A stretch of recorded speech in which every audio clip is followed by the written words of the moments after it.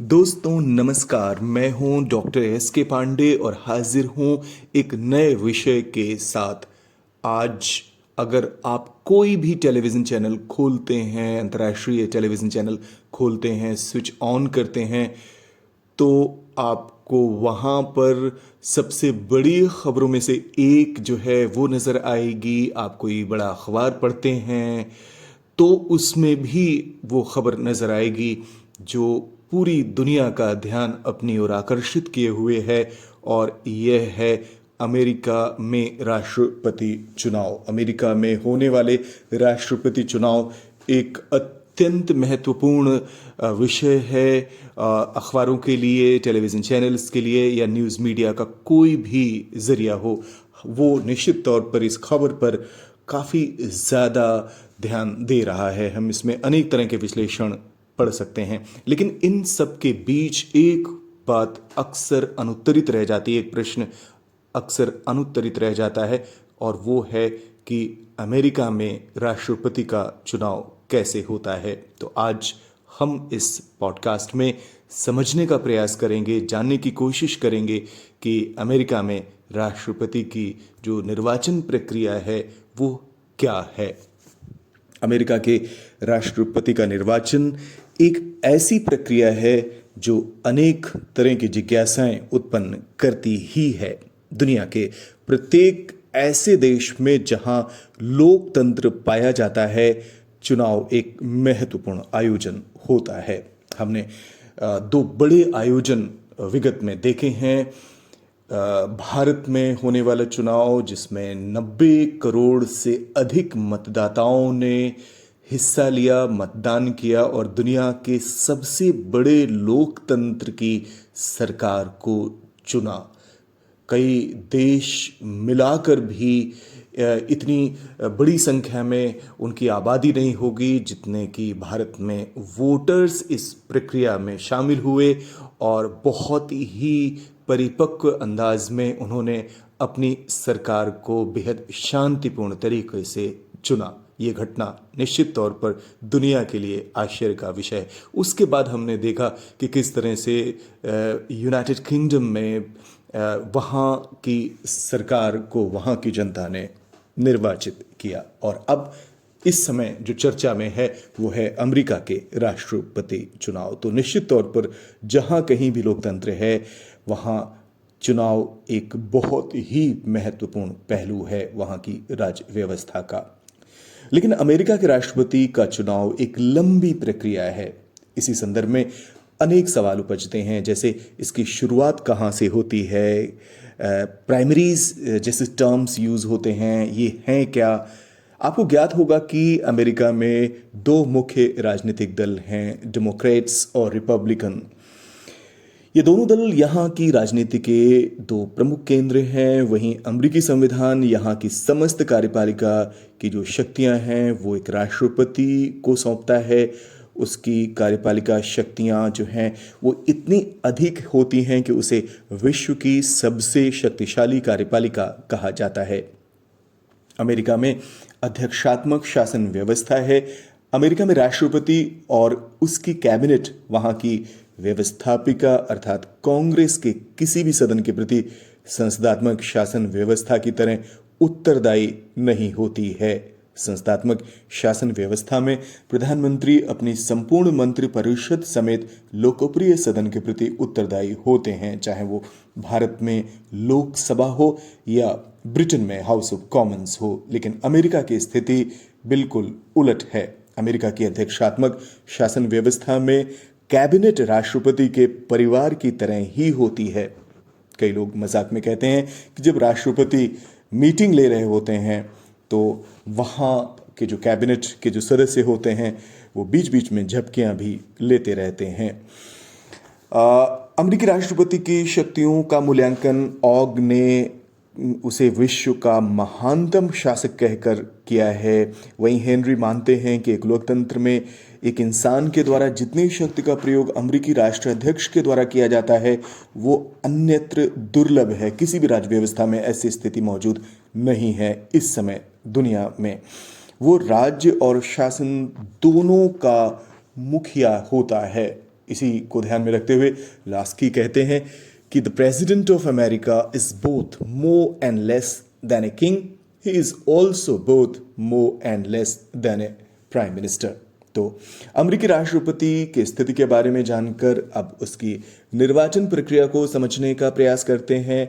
जैसा कि मैंने पहले कहा है कि अमेरिका में दो दल हैं, रिपब्लिकन और डेमोक्रेट, और सत्ता इन्हीं दो मुख्य दलों के बीच परिवर्तित होती रही है। जहाँ तक अमेरिका के संविधान का प्रश्न है तो वो राष्ट्रपति के प्रत्याशी से तीन तरह की अपेक्षाएं करता है। पहली यह कि उसे अमेरिका का नेचुरल बॉर्न सिटीजन अर्थात नैसर्गिक नागरिक होना चाहिए, यानी कि कोई भी व्यक्ति जो अमेरिका के राष्ट्रपति के पद को धारण करना चाहता है तो संविधान ने कुछ कंडीशंस निर्धारित की हैं, कुछ योग्यताएं निर्धारित की हैं, और उनमें से पहली यह है कि उसे अमेरिका का नेचुरल बॉर्न सिटीजन अर्थात नैसर्गिक नागरिक होना चाहिए। उसकी न्यूनतम आयु 35 वर्ष होनी चाहिए, जिसमें से 14 वर्ष उसने अमेरिका में बिताए हों। हाँ, जो लोग अमेरिका की सशस्त्र सेनाओं में हैं उन्हें 14 वर्ष अमेरिका में रहने की आयु वाली कंडीशंस में कुछ शिथिलता प्रदान की गई है। कोई भी वयस्क अमेरिकी नागरिक, यहाँ तक कि ऐसे व्यक्ति जिन्हें किसी अपराध का आरोपी बताया गया हो या फिर उनकी भले ही दोष सिद्धि भी हो गई हो, ऐसे लोग भी चुनाव में भाग ले सकते हैं। हाँ, अमेरिकी संविधान का जो 14वां संशोधन है उसमें प्रावधान कर दिया गया है कि ऐसे लोग जो विद्रोही रहे हैं, अमेरिका के खिलाफ उन्होंने काम किया है या उन्होंने शत्रु देश के लोगों की मदद की है, शत्रुओं की मदद की है अमेरिका की, तो वे चुनाव की प्रक्रिया में भाग नहीं ले सकते हैं। अर्थात ऐसे लोग राजनीतिक नेतृत्व के लिए अपात्र माने गए हैं अमेरिकी व्यवस्था के अनुसार। संविधान राष्ट्रपति के अप्रत्यक्ष रूप से चुनाव की व्यवस्था करता है। संविधान के अनुरूप राष्ट्रपति का चुनाव एक निर्वाचक मंडल या इलेक्टोरल कॉलेज के द्वारा किया जाता है। इस मंडल में 535 सदस्य होते हैं। इन्हें प्रेसिडेंशियल इलेक्टर्स कहते हैं। ये प्रतिनिधि सभा के 435 और सीनेट के 100 सदस्यों की संख्या का कुल योग है। सामान्य शब्दों में प्रत्येक राज्य से हाउस ऑफ रिप्रेजेंटेटिव्स और सीनेट के लिए निर्वाचित सदस्यों की कुल संख्या के बराबर ये सदस्य होते हैं। उदाहरण के लिए फ्लोरिडा जो राज्य है अभी चर्चा में रहा है हेलीन जैसे हरिकेन्स की वजह से, हेलीन जैसे तूफानों की वजह से, वो राज्य 28 सदस्य जो हैं वो हाउस ऑफ रिप्रेजेंटेटिव को भेजता है और अमेरिका में प्रत्येक राज्य का समान प्रतिनिधित्व है वहाँ के उच्च सदन या सीनेट में, और प्रत्येक राज्य सीनेट के लिए अपने यहाँ से 2 प्रतिनिधि भेजता है। तो किसी भी राज्य के निर्वाचक मंडल के सदस्यों की जो संख्या है वो इसी प्रकार से होगी। 2 प्रतिनिधि सभा के सदस्य होंगे और उस राज्य की संख्या हाउस ऑफ रिप्रेजेंटेटिव के लिए कितनी है, जैसा कि फ्लोरिडा में 28 है। किसी भी राज्य के निर्वाचक मंडल के सदस्यों की निर्वाचन विधि को तय करने का अधिकार संबंधित राज्य के विधानमंडल को दिया गया है। ये राज्यों पे छोड़ दिया गया है कि वो अपने इलेक्टर्स जैसा चाहें, जिस भी प्रक्रिया से चाहें वो उस प्रक्रिया को अपनाकर निर्वाचित कर सकते हैं। इसलिए अमेरिका में हर राज्य को पूरा अधिकार है और उनकी निर्वाचन जो प्रक्रिया है वो ज़रूरी नहीं कि एक जैसी हो, वो अलग अलग भी है।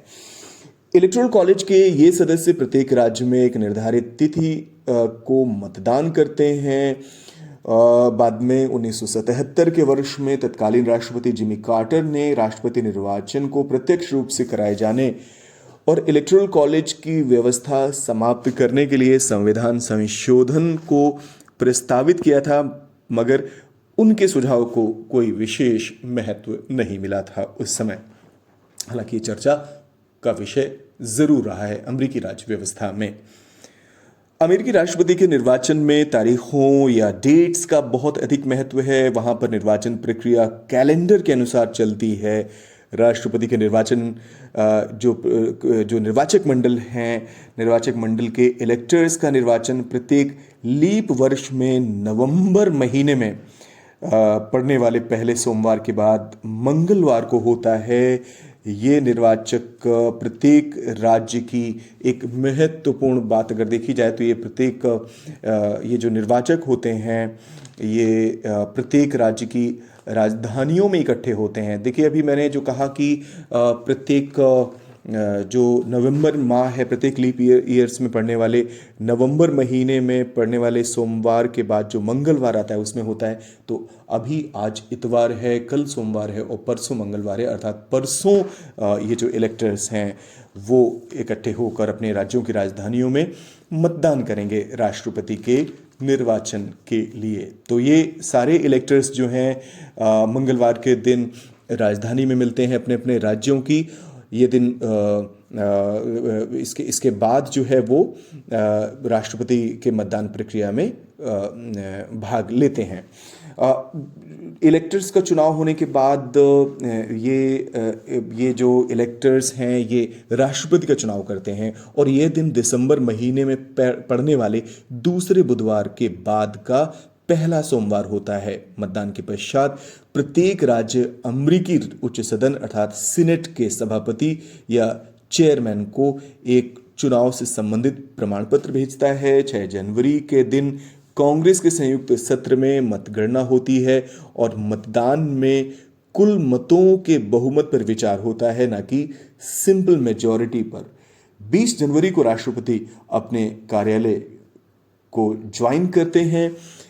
अगर किसी कारणवश किसी भी प्रत्याशी को अपेक्षित बहुमत हासिल नहीं होता तो प्रतिनिधि सभा या हाउस ऑफ रिप्रेजेंटेटिव है प्रथम 3 सर्वोच्च मत प्राप्त करने वालों में से किसी एक को राष्ट्रपति घोषित कर सकती है। इस परिस्थिति में प्रत्येक राज्य का एक ही मत माना जाता है, लेकिन अगर इस प्रकार से भी राष्ट्रपति का बनना मुश्किल हो जाए तो 4 मार्च को अमेरिका के उपराष्ट्रपति अपने आप ही अमेरिका के राष्ट्रपति बन जाते हैं। तो पहले तो हमने अब तक ये जाना, सबसे पहले इलेक्टर्स का चुनाव होता है। इलेक्टर्स प्रेसिडेंट का इलेक्शन करते हैं, प्रेसिडेंट को चुनते हैं और उनके जो सर्टिफिकेट्स हैं वो वॉशिंगटन भेजे जाते हैं। हाउस ऑफ रिप्रेजेंटेटिव और सीनेट के जो सदस्य हैं आप देखते हैं कि कैसे जो चेयरपर्सन हैं, जो सभापति हैं सीनेट के, वो उन सर्टिफिकेट्स को खोलते हैं। उसके बाद जो मेजॉरिटी पाने वाला जो प्रत्याशी है उसको राष्ट्रपति घोषित करते हैं। लेकिन किसी को मेजॉरिटी न मिले तो ये अधिकार फिर हाउस ऑफ रिप्रेजेंटेटिव के पास है कि वो सबसे जो टॉप 3 कैंडिडेट्स हैं उनमें से किसी एक को राष्ट्रपति बना दे। अगर ये प्रक्रिया भी फेल हो जाए तो अपने आप आगे चल के अमेरिका का उपराष्ट्रपति राष्ट्रपति बन जाता है।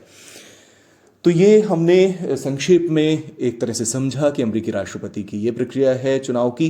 अब हम इसको थोड़ा सा विस्तार से जानने का प्रयास करेंगे।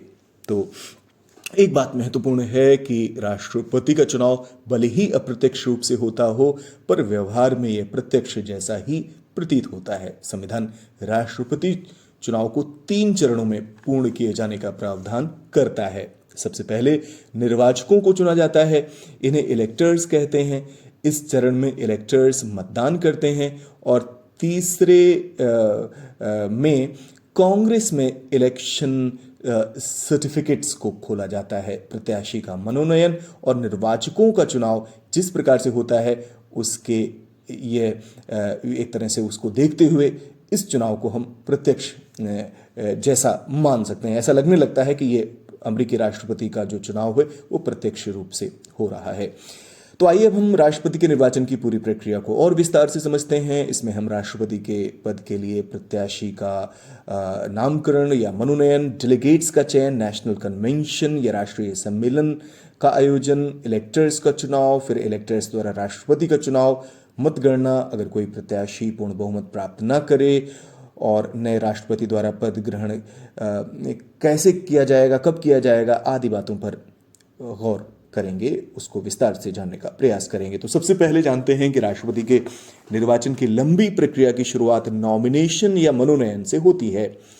अमेरिकी संविधान में नॉमिनेशन जैसे किसी बात का कोई जिक्र ही नहीं मिलता है। राजनीतिक दल अनौपचारिक या इनफॉर्मल तरीके से चुनावी गतिविधियों में व्यस्त हो जाते हैं। बाद में राजनीतिक दल औपचारिक सम्मेलनों का आयोजन करते हैं। प्रत्येक दल की राष्ट्रीय समिति साल की शुरुआत अर्थात जनवरी महीने में या फरवरी के महीने में सम्मेलन का आयोजन करती है, सम्मेलन का आह्वान करती है, क्षमा करें, आयोजन बाद में करती है। और बाद में यानी कि गर्मियों में, यानी कि जनवरी में आह्वान किया जाता है, सम्मेलन या कन्वेंशंस का आयोजन होगा और इनका आयोजन जो है वो गर्मियों में होता है। तो इनका आयोजन जो है वो गर्मियों में किया जाता है। सम्मेलन के आह्वान और आयोजन के बीच का जो समय है, मध्य का जो अंतराल होता है, यानी कि जनवरी से मान लेते हैं गर्मियों में मई जून के बीच का, तो इस दौरान ये दल अपने डेलीगेट्स या प्रतिनिधियों का चयन करते हैं। ज़्यादातर आकर्षक कन्वेंशंस डेमोक्रेट्स और रिपब्लिकन के होते हैं। समाजवादी जैसे दलों के आयोजन इतने छोटे होते हैं कि उन पर किसी का ध्यान तक नहीं जाता है। अब जानते हैं कि डेलीगेट्स कैसे चुने जाते हैं। पहले कांग्रेसनल डिस्ट्रिक्ट और राज्यों में आयोजित कन्वेंशंस में इनको नामित किया जाता था। 1905 में राष्ट्रपति के चुनाव में प्रेसिडेंशियल प्राइमरी का आयोजन किया गया। इन्हीं में से डेलीगेट्स को चुने जाने की नींव पड़ी। इसके बाद विभिन्न राज्यों में राष्ट्रीय सम्मेलनों का आयोजन होता है। एक बड़े हॉल में हजारों की तादाद में डेलीगेट्स और उनके ऑल्टरनेटिव्स एकत्रित होते हैं। ये ऑल्टरनेटिव्स इसलिए होते हैं कि मान लीजिए कोई डेलीगेट है और वो स्किप कर जाए, वो उस परिस्थिति में उपस्थित ना हो, तो उसके स्थान पर जो उसका जो कोई विकल्प के तौर पर जो लोग मौजूद हैं, उन्हीं में से किसी को एक डेलीगेट के तौर पर मान्यता दे दी जाती है। तो ये राज्यों के आधार पर है, राज्यों के ऊपर छोड़ा गया है कि वहाँ अगर देखे जाए तो ये जो डेलीगेट्स हैं ये राज्यों के आधार पर वहाँ स्थान ग्रहण करते हैं। अर्थात जो हॉल होगा उसमें अलग अलग राज्यों के समूह अलग अलग स्थान पर एक जगह एकत्रित होंगे। अस्थायी सभापति का चुनाव होता है। अस्थायी सभापति दल की उपलब्धियों पर भाषण देता है। इसके बाद एक समिति डेलीगेट्स की जो लेजिटमेसी है, उनकी वैधता है, उसकी जांच करती है। इसके बाद ही स्थायी चेयरपर्सन का निर्वाचन होता है। नॉमिनेशन की प्रक्रिया में चेयरमैन राष्ट्रपति पद के प्रत्याशी की घोषणा करते हैं। राष्ट्रपति पद के प्रत्याशी के नॉमिनेशन के बाद उपराष्ट्रपति की इसी विधि से जो प्रक्रिया है, इसी प्रक्रिया को अपनाकर उनको भी नामित किया जाता है। इसके बाद देश भर में नामित प्रत्याशियों के समर्थन में जो निर्वाचन प्रक्रिया है वो शुरू हो जाती है। इलेक्टोरल कैंपेन शुरू हो जाते हैं। राष्ट्रपति पद के प्रत्याशी के नामित होने के बाद प्रत्येक राज्य अपने यहाँ निर्धारित प्रक्रिया के आधार पर इलेक्टर्स का चयन करता है। राष्ट्रपति के प्रत्याशी के चयन में जितना शोर होता है, इलेक्टर्स के चयन में उतनी ही खामोशी छाई रहती है। प्रत्येक अमेरिकी नागरिक जिसकी आयु 18 वर्ष या उससे अधिक है और उसे किसी कारणवश मतदान में भाग लेने के लिए अपात्र नहीं घोषित किया गया है, इलेक्टर्स के इलेक्शन में मतदान का अधिकारी है। हालांकि ऐसा करते समय उसके जहन में उसके सामने राष्ट्रपति के पद के प्रत्याशी की स्पष्ट छवि होती ही होगी। हर राज्य को अधिकार होता है कि वो इलेक्टर्स को निर्वाचित करने की प्रक्रिया स्वयं तय करे। प्रत्येक राज्य उतने ही इलेक्टर्स निर्वाचित करता है जितनी संख्या में उसके यहाँ से हाउस ऑफ रिप्रेजेंटेटिव्स और सीनेट के सदस्य चुने जाते हैं। जैसे भारत में राज्यसभा लोकसभा है, ब्रिटेन में हाउस ऑफ लॉर्ड्स और हाउस ऑफ कॉमन्स है, ठीक वैसे ही अमेरिका में उच्च सदन सीनेट है और वहाँ का जो लोकप्रिय सदन है, निम्न सदन है, वो हाउस ऑफ रिप्रेजेंटेटिव्स है। तो इनमें दोनों में मिलाकर किसी राज्य में कितनी संख्या होगी, उसी के नंबरों के आधार पर, उसी की संख्या के आधार पर जो निर्वाचक हैं उनका चयन होता है, उनका चुनाव होता है। ध्यान रहे कि प्रेसिडेंशियल इलेक्टर्स का चयन जो निर्वाचन है समूह के आधार पर होता है, ना कि व्यक्तिगत आधार पर। वो दल जिसके इलेक्टर्स को सर्वाधिक मत मिलते हैं उसी दल को ही वहाँ से निर्वाचित घोषित किया जाता है। ये भी महत्वपूर्ण है। इसके आगे की प्रक्रिया में जैसा कि कांग्रेसनल लॉ तय करता है, प्रत्येक राज्य की राजधानी में ये इलेक्टर्स मिलते हैं। ये दिसंबर का दूसरा वेडनेसडे या बुधवार होता है। यहाँ पर ये इलेक्टर्स राष्ट्रपति और उपराष्ट्रपति के पक्ष में मतदान करते हैं। इलेक्टर्स हैं, इलेक्टर्स के राज्यों की राजधानियों में किए गए मतदान के बाद सर्टिफिकेट्स को सीधा वॉशिंगटन भेजा जाता है। यहाँ पर अमेरिकी कांग्रेस के उच्च सदन अर्थात सीनेट के सभापति उन्हें खोलते हैं। तब क्या होगा? अगर कोई भी उम्मीदवार स्पष्ट बहुमत न प्राप्त कर सके तो ऐसी स्थिति में अगर कोई उम्मीदवार इस प्रक्रिया में रिक्विजिट मेजॉरिटी प्राप्त न कर पाए तो ऐसी दशा में अमेरिकी कांग्रेस के लोकप्रिय सदन अर्थात हाउस ऑफ रिप्रेजेंटेटिव्स के द्वारा सर्वाधिक मत प्राप्त करने वाले प्रथम 3 प्रत्याशियों में से किसी एक को राष्ट्रपति घोषित कर दिया जाता है। इसी प्रकार अगर कोई भी उपराष्ट्रपति का प्रत्याशी स्पष्ट बहुमत प्राप्त नहीं कर पाता तो उस परिस्थिति में सीनेट के पास यह हक होता है, अधिकार होता है कि वो प्रथम 2 सर्वाधिक मत प्राप्त प्रत्याशियों में से किसी एक को उपराष्ट्रपति घोषित करे। इसके पश्चात 20 जनवरी को जो है ये जो निर्धारित तिथि है, इस दिन नव निर्वाचित राष्ट्रपति विधिवत पद ग्रहण करते हैं। 1933 में हुए 20वें संवैधानिक संशोधन से पूर्व यह तिथि 4 मार्च हुआ करती थी, लेकिन नवंबर से मार्च के मध्य के भारी अंतराल को देखते हुए यह 20वां संशोधन किया गया। इसके बाद अमेरिकी सर्वोच्च न्यायालय के मुख्य न्यायाधीश राष्ट्रपति को पद की शपथ दिलाते हैं। फिलहाल सारी दुनिया की नजरें अमेरिकी राष्ट्रपति के निर्वाचन की ओर लगी हुई हैं, इस प्रक्रिया की ओर लगी हुई हैं। इस समय डेमोक्रेट पार्टी और की जो हैं कमला हैरिस और रिपब्लिकन के डोनाल्ड ट्रंप रेस में हैं। इनके अलावा भी जिनका नाम हम नहीं सुन पा रहे हैं, नहीं पढ़ पा रहे हैं, जैसे कॉनेट वेस्ट हैं, जिल स्टीन हैं, ऐसे कई उम्मीदवार हैं जो मैदान में हैं राष्ट्रपति की निर्वाचन प्रक्रिया में, वे भी शामिल हैं, लेकिन इनका जिक्र ना के बराबर है या कहीं नहीं है। शायद आप खोजेंगे तभी आपको मिलेगा। ज़्यादातर जो चर्चा है, जो राष्ट्रपति का अमेरिका का जो राष्ट्रपति विमर्श है मीडिया में, उसमें आप अगर देखेंगे तो उसमें आपको कमला हैरिस और डोनाल्ड ट्रंप ही देखने को मिलेंगे। एक और बात है कि जो अमेरिका है वो वैश्विक राजनीति का एक महत्वपूर्ण पक्ष है। हम ये सभी भली भांति जानते हैं। तो एक ऐसे समय जबकि 2 बड़े संकट जो हैं वो चल रहे हैं, जैसे मध्य पूर्व का संकट है और वो थमने का नाम नहीं ले रहा है। इजराइल और ईरान ने एक दूसरे पर जो हमले किए हैं और इसके अलावा यूक्रेन और रूस के मध्य जो युद्ध है वो भी जारी है। इसके अलावा ग्लोबल वार्मिंग जैसा विषय है, पर्यावरण के मुद्दे महत्वपूर्ण हैं और कैसे ये जो उत्तर आधुनिक युग में जो वैश्वीकरण की जो प्रक्रिया चल रही है वो कहाँ जाएगी, उसकी दिशा और दशा क्या होगी, ऐसे बहुत सारे मुद्दे हैं। इन पर इस बात का काफ़ी हद तक प्रभाव पड़ेगा कि आने वाले समय में डोनाल्ड ट्रंप अमेरिका के राष्ट्रपति होते हैं या कमला हैरिस। दोनों अलग अलग दलों से हैं, दोनों की अलग अलग निष्ठाएं हैं, दोनों के अलग अलग उद्देश्य हैं, जिसको लेकर दोनों इलेक्टोरल कैंपेन में अमेरिका में अपनी छवि को पेश करने में जुटे रहे हैं।